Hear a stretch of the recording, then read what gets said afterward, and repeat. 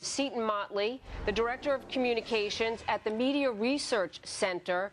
Seton, it's good to have you here. What about this tactic of putting this email out there? I know that the New York Times has written about Michelle Obama. Have they ever used anything like this?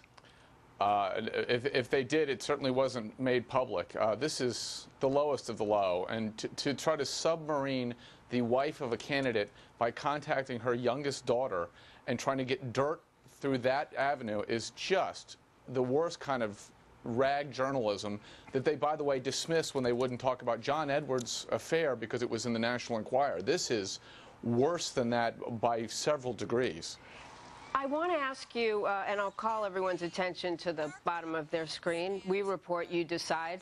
Seton, let me ask you about whether or not the candidates' wives, who aren't necessarily running for anything, are fair game. And if they are, what is fair game where they're concerned? Well, you would think that if a spouse of a candidate, whether it's a man or a woman, is out actively speaking on behalf of, is acting as a surrogate for the campaign, then that would call into question. You can look into certain aspects of what they're doing, what they're saying, analyzing what they're saying about their husband, about the campaign, about their wife, whichever.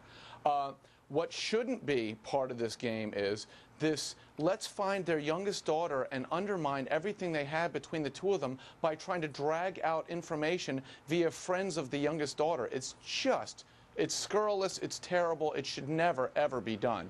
We did not get this in June when Michelle Obama was profiled in a 2,100-word piece by the New York Times.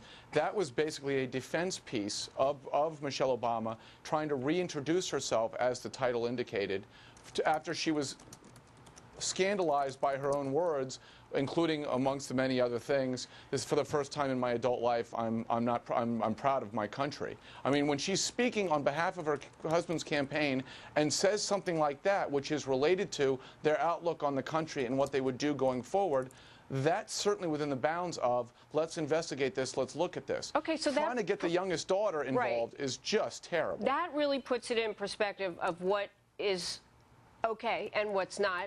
But when it comes to the New York Times, would you expect that after this is being discussed and become public, that their ombudsman or somebody will go in the paper and print, "We made a mistake"?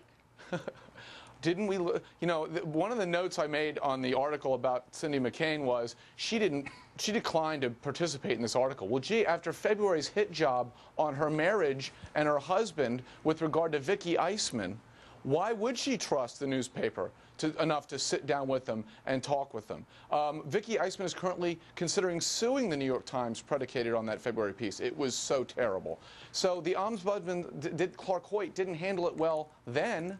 So why do we expect him to do anything better now? We hope. We're optimistic. We hope that they do something better in handling the fallout from this, better than they did in February. We're optimistic, but we're not encouraged. All right. Seton Motley, good to see you. Thank you very much. Thank you.